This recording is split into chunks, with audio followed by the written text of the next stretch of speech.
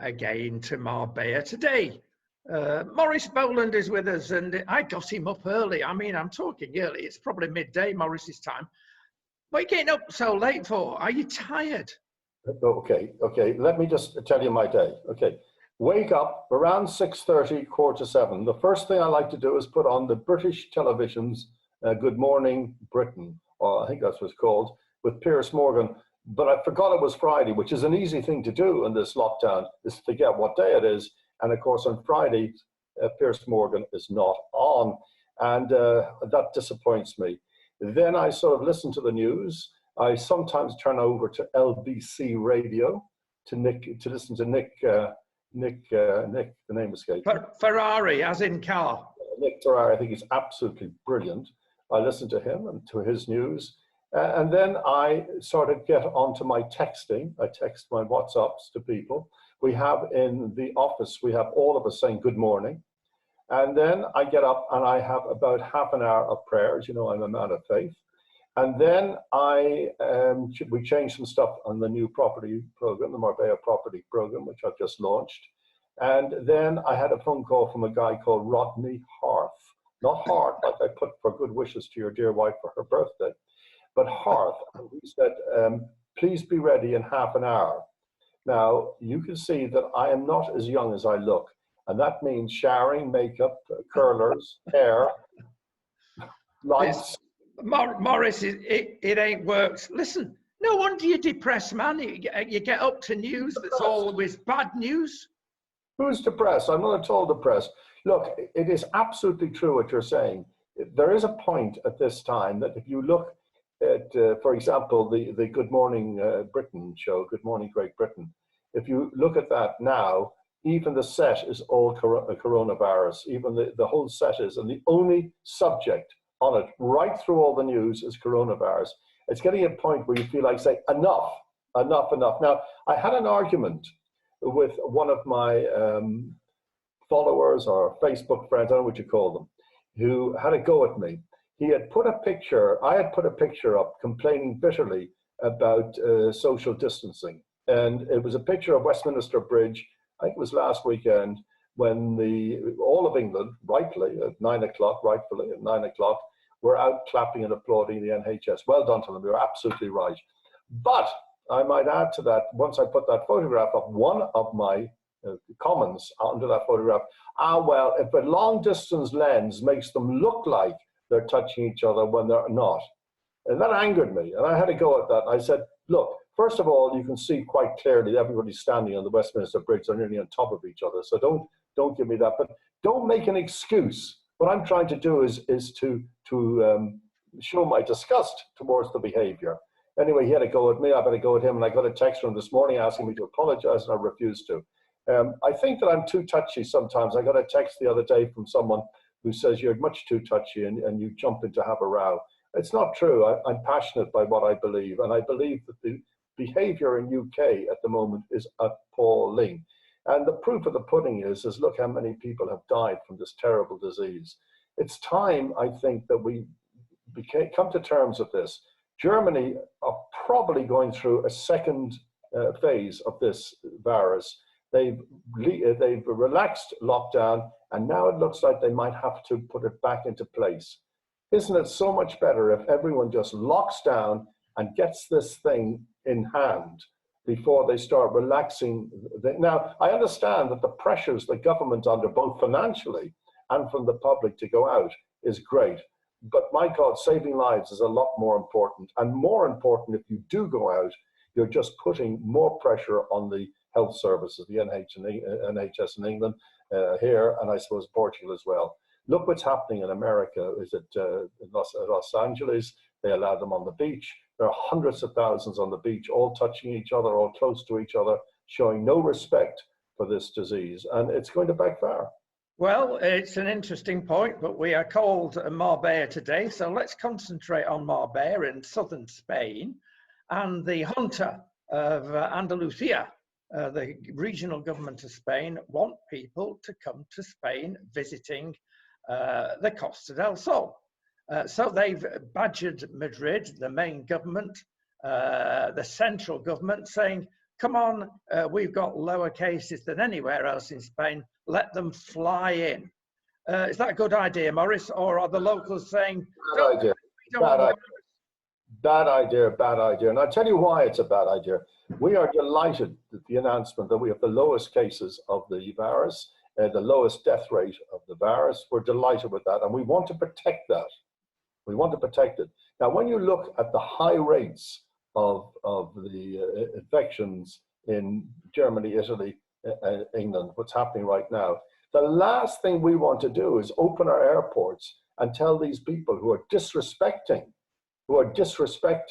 the message to stay social distancing, etc., etc. The last thing we need is to have them all coming in here and spreading the disease here. Absolutely wrong. I hope the airports now. Don't forget, the business I'm in and I'm reliant for my income is real estate. Real estate is a huge sufferer out of all this because who's going to fly in and buy property? And here I am dictating, keep the airports closed. What I'm saying is keep these people out of here until we can get a complete handle worldwide on this virus. There's talk about the airports opening here in July. No point in the hotels opening, no point in the restaurants opening. Well, the restaurants maybe, but at the hotels opening, no point in opening because who's going to stay there? So I think that they say July, then I've heard another rumor it's going to be in the new year, the airport's going to open again. I don't know, but I hope whatever decision is made, it's made on a medical grounds and not just on financial grounds. Yeah, there's news, fake news, as we know. There's disappointing news about restaurants this very morning. They've done a survey in the UK. Would you go in a restaurant? No, nearly 80% said no. It's the one area that's really going to suffer. So I'm not too pleased about that, Maurice. No, I'm sure you're not. Let me tell you how strong the law is here. My daughter-in-law, who lives about, I suppose, 10 minutes from here, decided after the law was you can take your one child out, decided to bring my grandson down to Mercadona, the supermarket, to do a bit of shopping. She was stopped by the police and asked where she was going. She was telling him going to Mercadona. He looked in the car, saw the one child. He said, where do you live? And she said, up in the village. And he said, the village is about 3 or 4 kilometers from here. The law is that you are allowed out with your child 1 kilometer from your home. Therefore, I'm going to fine you 1,000 euros. 1,000 euros. Now, luckily, he let her go in the end with a warning. But my goodness, that's how strong it is here. It is, and people would not accept that, certainly in Portugal, certainly in the United Kingdom, because we have consensual policing. It's got very, very hard in Spain, and some people think too hard. They're fining people 3,000 euros, which is a lot of money. That compared with the United Kingdom, who are the daft side of this, let's got to be said, you can get away with £30. That is a nonsense. It's an absolute joke. Maurice, is it also true that your daughter was asked to produce the receipt from that supermarket to prove to the policeman she'd been there? Absolutely. Everyone is asked that. Everybody. If you go to the pharmacy, you go to the supermarket, everybody is asked by the police, and rightfully. If they're going there, they say, where are you going? You're going to the supermarket. Okay, on the way back, please show me the receipt.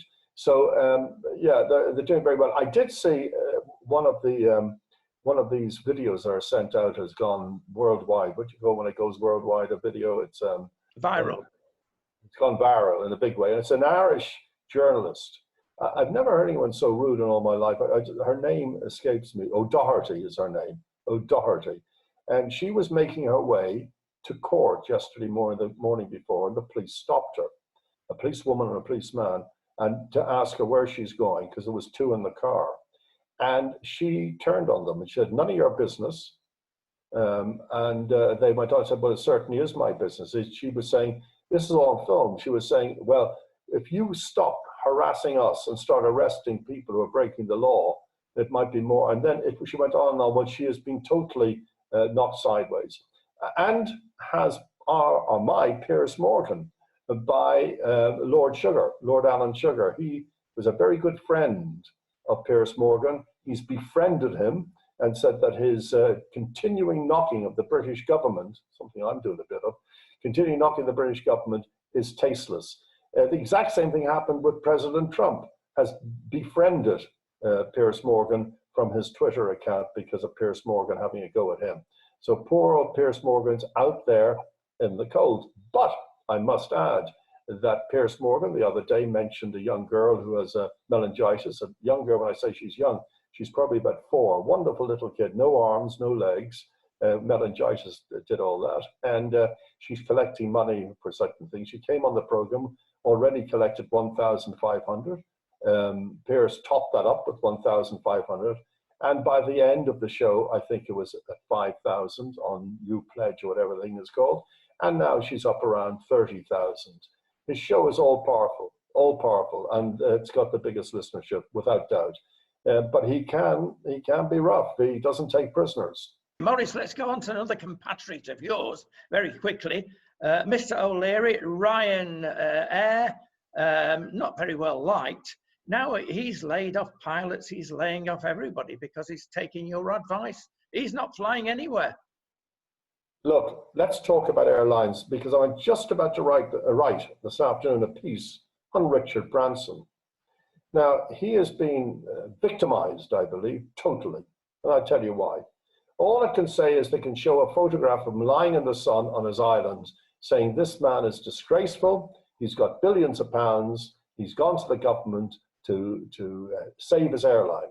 Okay, first of all, Richard Branson, they're going to his island as a tax haven.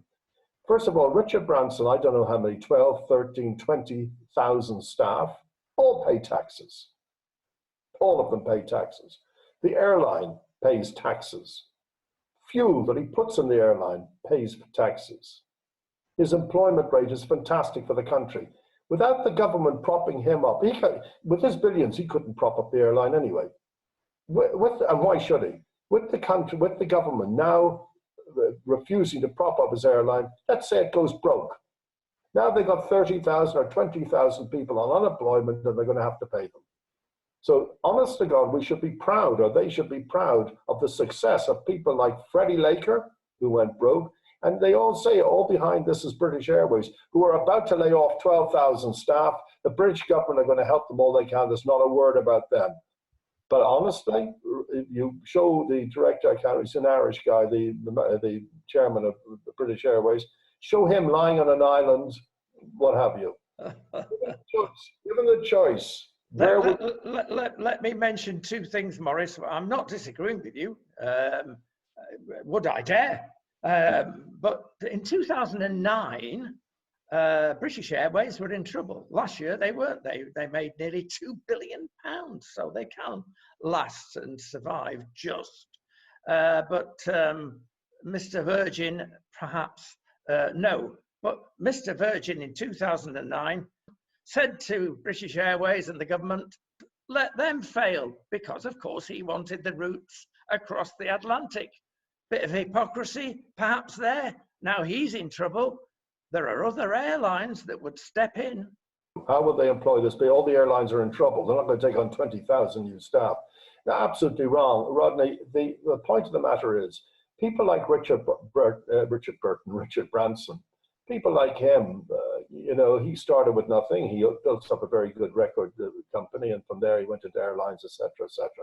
He's tried a lot of things, from trains to planes and rock and roll. Some of them went broke, some of them didn't go. He's flown the Atlantic in a balloon. He's a pioneer in that. He's done a lot. And up to that point, Britain was proud of him. But it's so damned typical of the British to build you up and then knock you down. You're right. You're right. I tell you what I do admire about Richard Branson, and something that really gets up my nose. The modern theme is, let's call it the motor mouth syndrome, where you press a button and it could be a presenter, it could be a political reporter, and they go on and on and on faultlessly, using euphemisms half the time. It's sort of pre-programmed. Now, Richard Branson has difficulty in expressing himself. Bit better now, but he always has. He pauses, he stops, he stumbles over his words, and yet he still made it. Good man, I respect that, because not everybody is a motor mouth. We've got too many on telly at the moment that are motor mouths. Look, he's an entrepreneur, and without entrepreneurs, we don't have business. You know, people talk about him. Look at him lying in an island. That's a load of nonsense. Let me ask you this: if I came into your home today and you're locked down, and you came into your home and I said, "Tell you what, I want you to get your bag, get packed. I have a private jet outside. I'm going to fly you to Mauritius, where I have a beautiful villa for you on the beach, and you can have your lockdown there." Tell me, what would you like to do? I'll stay where I am. We're quite happy here with our nice golf course behind us, and we can actually go and walk on the golf course. We're a lot better off than you in Spain, fortunately. Well, I have a golf course outside my door, but I don't go. You try walking on it, Maurice. They'll get hold of you and feel your collar.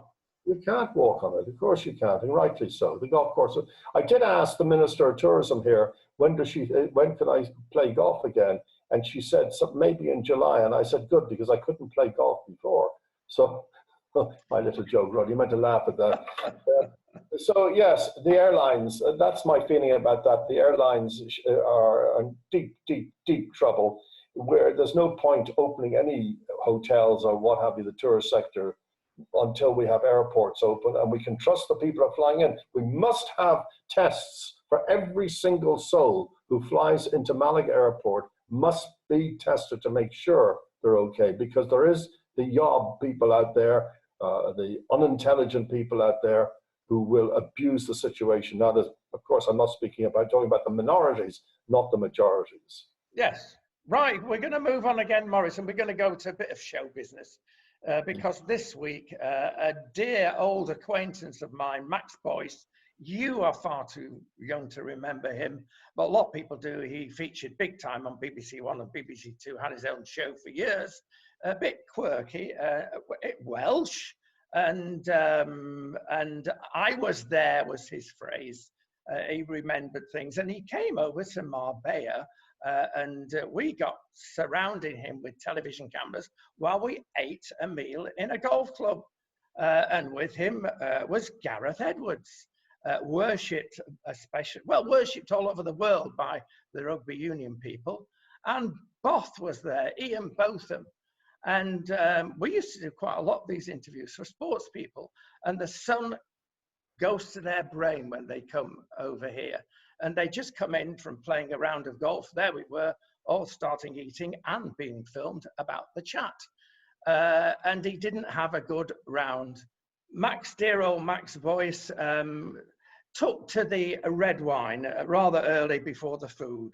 But we got about a quarter of an hour out of him, and it was fascinating. But he gradually slipped down the chair.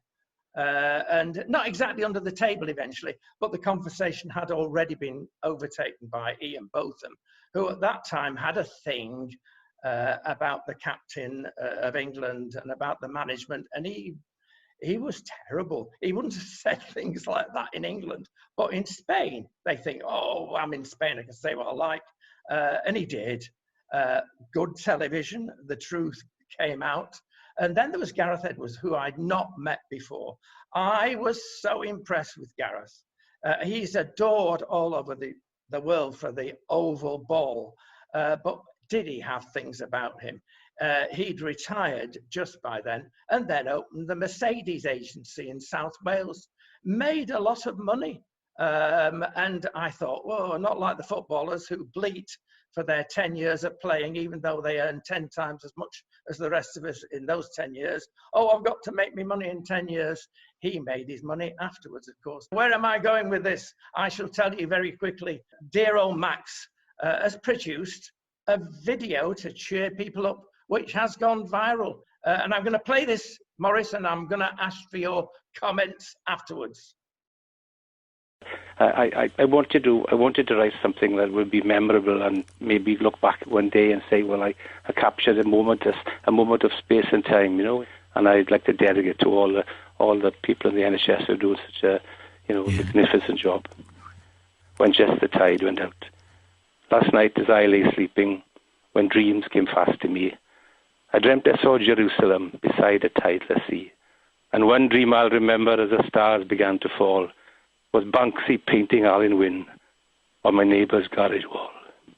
And dreams like that sustain me till these darkest times have passed, and chase away the shadows no caring night should cast. But times like this can shine a light, as hardship often can, to see the best in people and the good that is in man. And I remember Swansea with nobody about, when the shops were closed like Sunday and just the tide went out. And I remember Mumbles with the harbour in its keep, and the little boat at anchor that fished the waters deep. And I heard the seabirds calling as the gulls all wheeled about, but all the town was sleeping now, and just the tide went out. And when these days are over and memories remain, when children painted rainbows and the sun shone through the rain, and the thought of all the nurses who stretchered all the pain, and I hope the carers never see a time like this again. And I prayed last week for Boris, who knocked on heaven's door, and I thought of voting Tory, which I'd never done before. And though the sun is shining now, I have no immediate plans, so I'll write a book on staying in and ways to wash your hands. And now, more days of lockdown, 3 weeks of staying in, and I'm running out of vodka, so I started on the gin. And my neighbours are complaining. I've heard them scream and shout with the sound the bins are making when I take the empties out. And when all this is over and our fragile world survives, and I hope that God is caring now for the ones who gave their lives, and I pray we'll find an answer, for my faith is cast in doubt, and God draws back the heavens and all the stars come out. And I'll remember mornings with nobody about, when the shops are closed like Sunday and just the tide went out. That's very nice. I'm sure it's a great comfort to a lot of his fans around the world. Now, you did mention Gareth Edwards there, and for people who know me, they'll know that I haven't got an ego, I haven't got a big head, or I haven't got any of that, of course, Rodney. But I'll tell you, as a young man, maybe I had a bit of an ego, and I'll tell you why. I went, my late parents, my father and mother, used to eat in a place in Dublin called the Russell Hotel. It was a beautiful hotel. And one day my father called me and said to me, please come down and join my mother and some friends at dinner time at the Russell. Now, I was only about 18 or 19, and I was quite hip. And the Russell Hotel, the comparison maybe is the Savoy or the Dorchester. And so I went down and joined him there. And as we were sitting there talking, I'm confused why he wanted me to join them. He said, Maurice, I'm going to tell you something right now. I don't want you to look around. I want you to sit still and be calm. But what day is it today? And I said, it's Wednesday. And he said, correct. Well, today, Eamon Andrews is going to do This Is Your Life on You. Now, my ego was so big, I didn't ask the question, why the hell would he want to do it? This Is Your Life on BBC television on me. So he said, Eamon's is sitting behind you right now with the red book. I'll tell you when you can look around and have a look at him. So after about a minute, he said, now quietly look around behind you. And there was Eamon Andrews sitting on the table right behind us. So I sat there waiting for the book to come. And nothing happened until the point I turned around and he was gone, and my father couldn't stop laughing. My father was a great practical joker. Yes. I went down, I had my club then. I went down to Elizabeth's, my club, after that, quite annoyed. And there was Gareth Edwards, JPR Williams, most of the Irish team, all having drinks and food. And I thought, I went over to all of them and I said, what are you doing? It's Wednesday, no international, no match. What are you doing here in Ireland?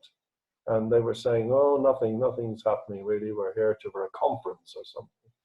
And the next day, that was a Tuesday. I went to the hotel. That was a Tuesday night. The next day on This Is Your Life, oh God, what's his name? The Irish captain ran out in the rugby field. Willie McBride. Yes. Willie McBride ran out on the rugby field on Lansdowne Road, and standing in the middle of the field was Eamon Andrews. And it was Willie McBride, This Is Your Life. And that's where all the teams at Gareth Edwards, JPR Williams, all the people I idolized were all over for. So that's my little story.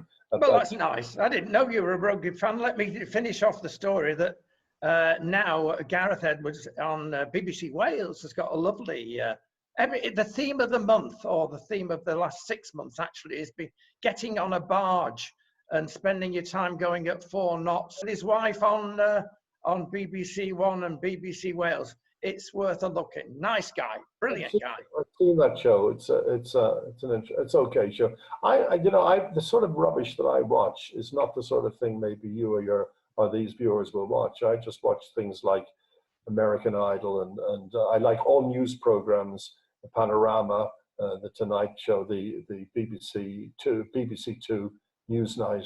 I love all that, documentaries. I love any animal shows, David Attenborough, any of that stuff as well. I'm not really into. Have you got a pet, Maurice?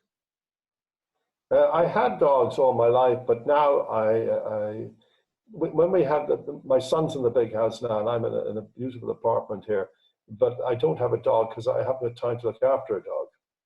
Have you got a cat? Oh, certainly not. I can't stand cats. Well, dogs are apparently culpable. They've discovered this last week in the States that they can pass on the virus, the coronavirus. Oh, well. So it's true. I mean, it's not like passing it from human to human, but it's possible. Don't cuddle your dog. Obsessed. Let's go back a little bit to showbiz. Sadly, we've lost Eddie Large a short while ago. Sid Little and Eddie Large were the famous duo. They were one, like Morecambe and Wise were one. Sid decided to set off on his own, and we filmed Sid. It was one of the Warner's hotels, because he thought, oh, well, we'll go and entertain the grannies. And that's good. And he did entertain the grannies, and he was so well received. And we filmed it and put it out. Do you know, we've never had so much bad comments from people. Oh, he's not up to the job. He can't do it. Well, maybe he shouldn't have been bold enough to go on his own. They were a top rated, they must have been, Little and Large. They were on BBC One, Saturday evening spot for years. Maybe not your or mine preferred. We always look at Morecambe and Wise as being the standard, but they had a mega audience, and it was all right to say, oh, well, Eddie Large was the funny one. Well, he was. But he couldn't be so funny unless Sid Little was prodding him and giving him the right lines and having the timing in all this. So they were a unit. Maybe he shouldn't have carried on, but still, the older people at the Warner's hotels really loved him. But what I'm mentioning this for is the comments on people on social media were vicious. They weren't, oh, he should have given it up or something like that. They were vicious. What happens to us when Ernie Wise was awful on his own after Eric. Well, yeah. He was horrendously bad. But I must say, I faced these comments. Now, this is an important point, how vicious people can be. You know that the press, especially some of the press down here, and I don't know, let's say press in holiday resorts or English-speaking areas, especially southern Spain, they don't really screen the comments. So if someone doesn't like you and they're writing about you, and they're writing maybe not something complimentary or about whatever, the comments afterwards, you could have 50 comments afterwards, 40 of them could be from the same person just changing his name. You know, and I was watching one of the programs on television in London where they were saying, this is the thing, my sons used to say, Dad, don't read the comments. Stop it. It could be the same person. Do it. But I don't know, the press do it for social, you know, for good news is it doesn't sell papers. No, I mean, the classic answer to this, of course, is because people do get upset. It upset to the point of suicide, sadly, in some people, is to say, please say that to me face, but they don't. And this is cowardice, isn't it? They wouldn't make that comment to you if they met you in a pub or a restaurant. I've had it through my life, that always. It's the old build-up and then take you down. All my life, I've had that, and I really take it personally. And only the other day, I was told off for it on an open media social thing. I think it can lead you to suicide. Not me, because luckily I don't suffer from depression. But what's her name? Poor old the girl who committed suicide the other day on British television. She was fabulous, and she was driven there. And it is very sad that Facebook, Instagram, just will not screen. They refuse to screen. They refuse to do it. And one day they will censor, but at the moment they don't censor. And I remember writing to, I think, Google, where they opened up a forum where if you are being injured by comments that are written, that they will take them down. I wrote to Google asking that, and they wrote back and said, no, we're not taking them down. So you've got to live with it. If this is the business you're going to be in, leave yourself open for all sorts of... Well, you do. This is the kitchen. If it's too hot, well, you get out of it. Yeah, but you don't run. Your formatting is not the same sort of formatting that I normally do, that you... and you've got your own formats, as I say, and you won't get into controversy as such, and you won't challenge as such, because it's the format of your program. So therefore, your feedback from your audiences will not normally be, angry towards you, for example, as they were towards me. Well, I know where you're coming from, but the program that we're doing now is chatty, and that's okay. We chew lumps out of each other. That's good. It's done in fun, but we do tackle some very, very important subjects, and you wouldn't believe what is said about our views. There is, particularly in the States, where we have our biggest audience, actually, a big difference. We say, oh, Britain is split between left and right. You want to try America between the Dems and the Republicans. Oh, my goodness me. And if you get into touchy subjects, and like you, Maurice, we believe in the truth.